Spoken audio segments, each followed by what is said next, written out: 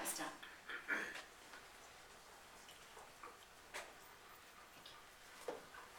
So while you're writing that down, I want to show you a Clements chart. In this chapter, we talk about 3 kinds of assets. So far, we've talked about property, plant, and equipment, right? And other than land, we know that every year that's using the asset, we're going to have an expense called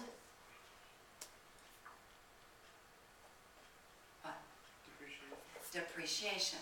And the journal entry is debit depreciation expense, credit accumulated depreciation, right? And we've learned 3 methods. There are a lot more methods, folks. Not only that, but GAAP allows you to create your own method if you want to, as long as you use it consistently and there's some rational base for it. There are all kinds of methods, okay? And yes, those of you that are going to 3111, you'll get to learn a bunch more. Yay. And the rest of you are saying, oh good, I'm not doing that class.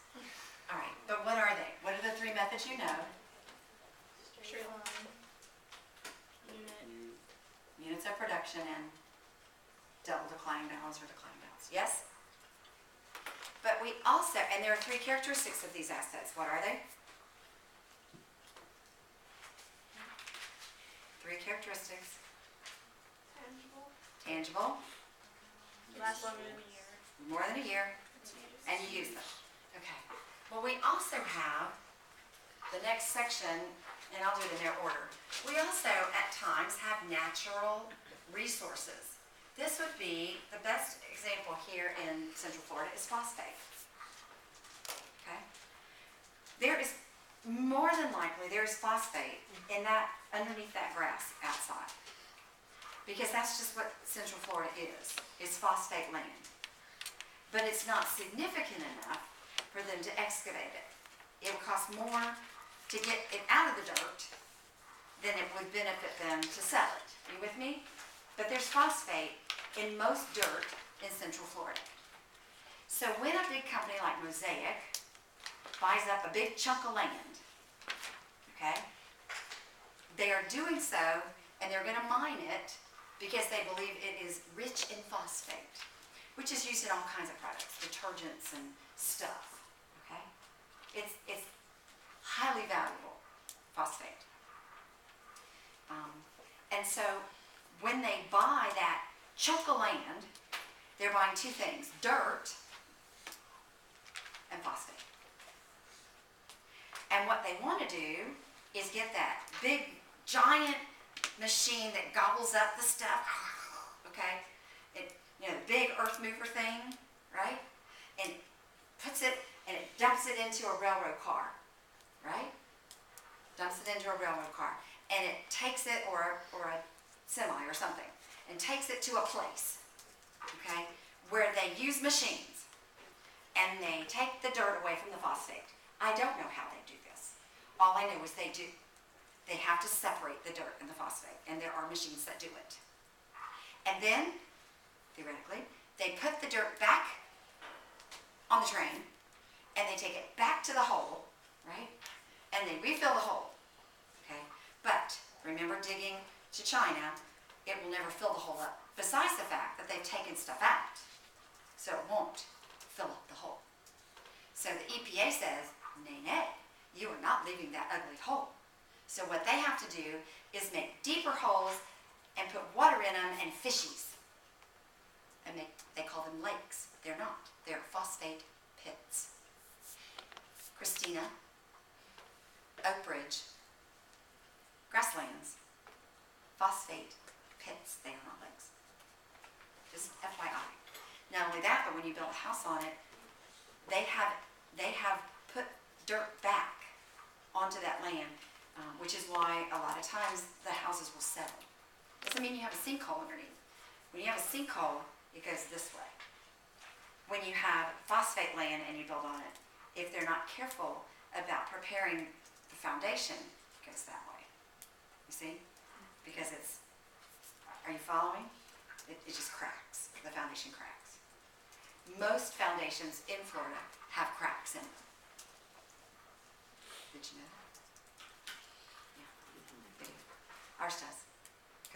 took it down, we remodeled. I've seen them. And you just, that's Florida, okay? So no worries. All right. So these natural resources, they are tangible. They have a value. This is not going to be, we use something called depletion, but we could also instead use inventory, because they're going to dig out that phosphate and they're going to sell it, so it has a value. It's inventory. So on page 572, we talk about the natural resources. 572. I'm not through with my chart yet, but I am going to go over the natural. They use depletion expense. In our Financial 1 class, we use inventory in place of depletion expense. But the example here, page 572, is the Beverly Hillbillies, right? Come and listen to this, right? It's oil. An oil well costs $700,000. It's estimated to hold 70,000 barrels of oil. We have to guess how much phosphate there is in them thar hills, right? And we estimate how many tons or however they measure phosphate. I don't know. I don't care. But this is in barrels for oil. And so step 1 is the cost minus residual value. In this case, none, divided by how many barrels of oil we think we can get out of that. 70,000. This is units of production, right? So we're using our units of production method only. We're not learning a brand new formula. It's the same method, it's just the only one that you can use. Okay? And not only are we going to use it for the oil, we're probably going to use it for the machines that gobble up the dirt, okay, or the donkey. For oil, they call them donkeys, the drills, okay? And so they usually use units of production method for the machinery used in excavating that oil. Just a question just kind of pops in my mind about the depreciation. We've been talking about like big things like airplanes, the trucks and stuff. But we're talking about barrels of oil. When you do the expense, when you do the depreciation for them, do you do it for each barrel, or would you? No. Units of production is how many barrels do we think we can get out of this land? So that is our depletion per barrel. Just like depreciation per unit, this is depletion per unit, and the units are barrels. Okay, so you don't do one for every, this barrel's gonna last 7 years, okay. No, and then as we excavate that oil, how many barrels did we get this year is our depletion expense for the year, and the journal entry's on the middle of 572. Debit depletion expense, credit accumulated depletion. So it's the same thing, but this type of asset doesn't use depreciation, although the machinery would use depreciation. But they would use the units of production method. Okay? So far so good?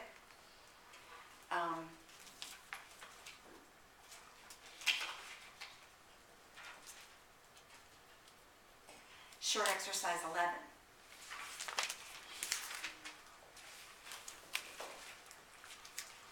On page 589. Texan Petroleum holds huge reserves of oil. Assume that at the end of 2013, their oil reserves totaled $72 billion, representing 8 million barrels of oil. So remember our units of production? It's 8 billion. Is 8 billion?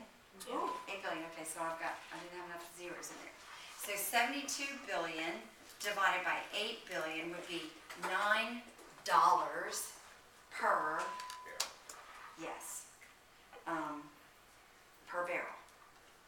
Now obviously that's not your depletion for the year, $9, okay. And then it says, suppose that in the, they removed and sold 400,000 million barrels during 2014. So you would multiply the $9 times $400 million, and that would be debit depletion expense, credit accumulated depletion. Okay? $3.6 billion. Okay? Debit depletion expense, credit accumulated depletion. Make sense? Same thing. I just don't want you to think you're learning a whole bunch of new stuff. It's just what type of asset it is determines what expense you use. So far, so good? So then we have one more. And they are called intangible assets. In means not tangible. You can't touch it. Okay? So these are copyrights, trademarks, leasehold improvements, patents, customer lists, those kind of things. Okay? You with me so far? You say, I can touch a customer list. No. The intangible asset is the right to use that customer list. If somebody steals your customer list and uses it, you can sue them. If somebody uses your copyright, you can sue them, and they make money off of it. You can sue them. Okay? So the intangible asset is the right to do something. It's the right to make money off of this painting, or the right to make money off of this piece of music. Okay? You have a copyright is 70 years beyond the life of the creator. So Bach is dead, if you didn't know that. Johann Sebastian Bach is dead. Okay? So he's been dead longer than 70 years, which is why you can use his music in a jingle without being sued or paying a royalty. But you better not use something that's a new piece of music, something that just came out with an artist 2 or 3 years ago. You can't put that on a commercial without paying that person a royalty fee, because it's copyrighted. Make sense? Okay. So intangible assets don't use either of these. They use an expense called amortization. That's 5 syllables. Amortization. Okay? And there's only one method that we use, and that's straight line. And there's no salvage. So it's pretty easy, right? The only time it gets a little screwy is if it's a patent, and all of a sudden we believe somebody's infringed upon our patent. Somebody's stolen something, and they're making money off of it. We could take them to court, and that will cost us money. So instead of having cost minus salvage, it would be cost, if we win the lawsuit and the patent is still viable, it would be cost plus defense costs. We would capitalize those legal fees. Debit patent. Okay? Divided by remaining useful life. Right? So sometimes that's a plus. That's a plus. And the short exercise for that is number 12.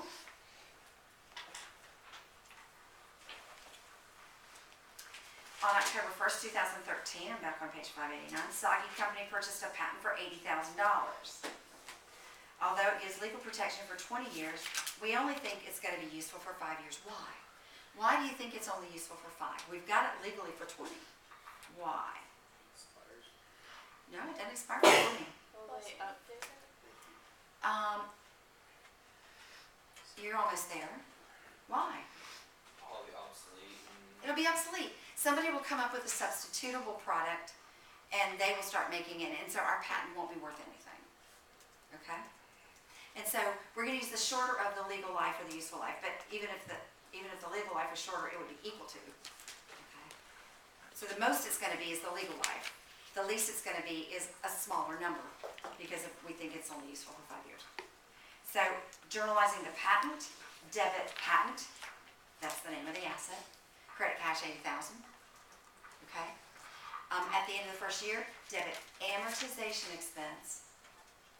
And we have 2 choices. We can either credit accumulated amortization, or what is more likely, just credit patent.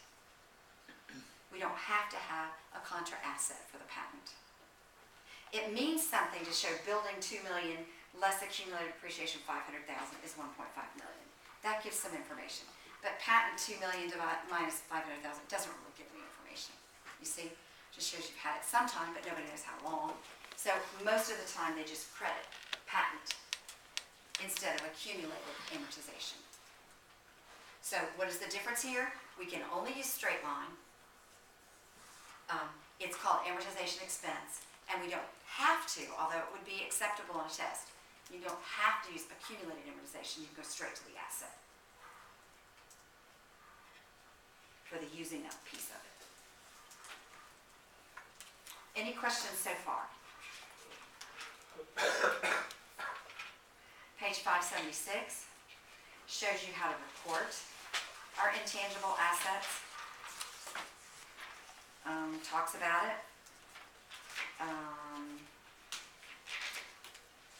Let's see, on your, nope, don't even have a balance sheet, so I'll let you look at that.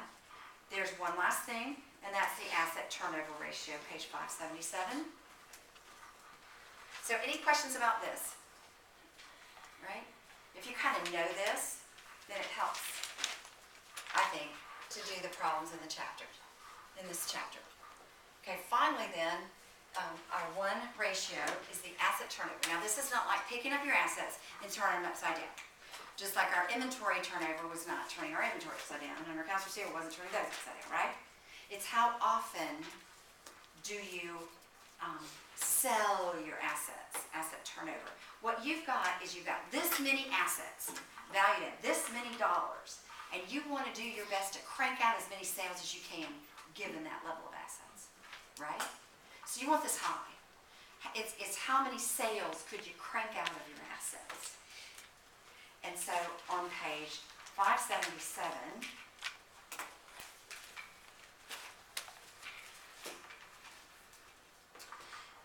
it is net sales. That's not sales of nets, that's sales minus, Expenses. no, The discount. sales discount and sales Return. returns and allowances, right? Net sales divided by, which is an income statement number for a whole year, divided by average assets, because sales is on the income statement, assets are on the balance sheet. Balance sheet's a step at a time, not a period. So we use beginning of the year plus end of the year divided by 2, like we did on the inventory turnover, like we did on the accounts receivable turnover. The balance sheet number is an average, simple average, okay? And that gives us 1.16 times. Is that good or bad? I have no idea. If last year it was 1.3 times, we're doing worse. If our chief competitor is 1.10, we're better than they are. If the industry says 1.18, we're not quite up there yet, okay? If our budget said it was supposed to be 1.2, we're in trouble, okay? So, exercise 14, short exercise 14, whoever gets the answer right gets candy, and when you got it done, you're out of here. She's finishing early today? Yes, she is. But don't tell anybody, I'll lose my reputation. We are short exercise 14, page, I don't know, 589? 590. 590. And I will turn this on.